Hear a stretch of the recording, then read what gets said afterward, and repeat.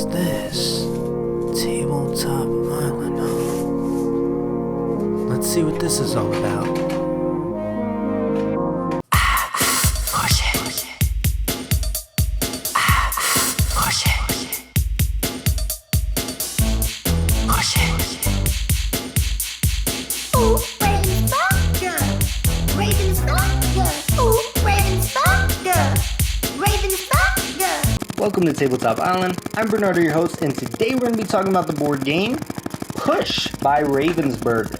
This game is super interesting, and I say interesting because it's almost as if a modern classic was released in this decade, which it was. It feels like it fits in the category of like an Uno, a game that you would imagine have come out at that time period due to the design and the simplicity of the game and the simplicity of the name, but it wasn't. It is a relatively new game, and I am actually a huge fan of this game.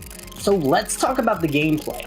So the game ends when the deck runs out. So on your turn, you are pushing your luck, hence the name Push. And what you're doing is you're drawing cards from the top of the deck and revealing them. And the maximum amount of piles you can have is 3.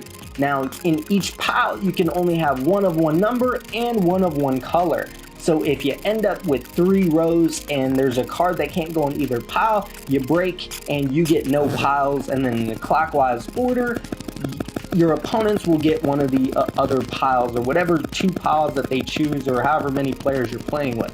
But there are a few things that can change that, such as a reverse card. But we'll get into that in a little bit. So what happens is the goal itself isn't to have 3 piles. In fact, the less amount of piles, let's say you only have 1 pile and you don't break and you just grab the pile, no one else will get any. But if you have 3 piles, then while you can get the opportunity to get a pile, so will everyone else. And your goal is to have the most points at the end of the game. Now, one of the unique cards to the game is the reverse. So if that's in a pile, or if that's played at all, then that means that when you grab a pile, it goes in reverse order on the other individuals who get to choose. Now, that doesn't seem like it goes a long way, but it actually does, especially when you end up forcing yourself to create piles. It actually really helps you, but it's not really something you can control, so I wouldn't say it's a really big in terms of strategy. The other unique card is the kind of wild card with the die on it. Now, this card is dangerous because if you get a pile with that, you have to roll the die. And in your little stack of whatever card you've collected with points, if you roll a color, whatever color you roll, that color in your pile that you've collected has to go to the discard pile, so you lose it completely unless you bank it. And by banking it, that means you give up a turn from revealing from the deck to create piles and get more points, and put away an entire color away in your bank so you don't lose it with the dice, which will be extremely important because one of the dangerous parts of the die is the black side of the die. If you roll the black color with the star, then you lose everything,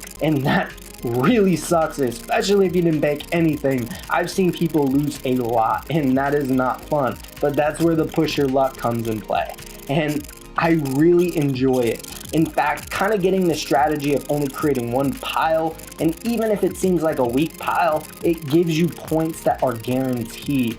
And the game itself really kind of sets people up too, because if you do create more than 1 pile, putting a wild card with the die on it in other individuals' pile forces them to have to roll the die and lose points. So there's a lot going here. But again, when the deck runs out, the game ends, and this game is extremely simple, and it fits the theme or the feel that I would have for almost a modern classic like an Uno. This day and age is Uno. I'm a huge fan of it. It's really small, lightweight, easy to teach, packs small, plays big, and honestly, the price point is extremely low.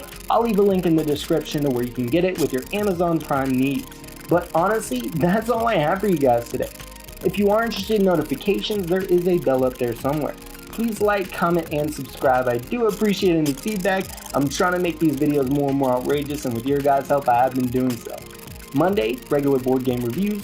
Wednesday, weekly updates/talks. And then on Friday is my vintage board game review. That is all I have for you guys today. I will see you guys next time.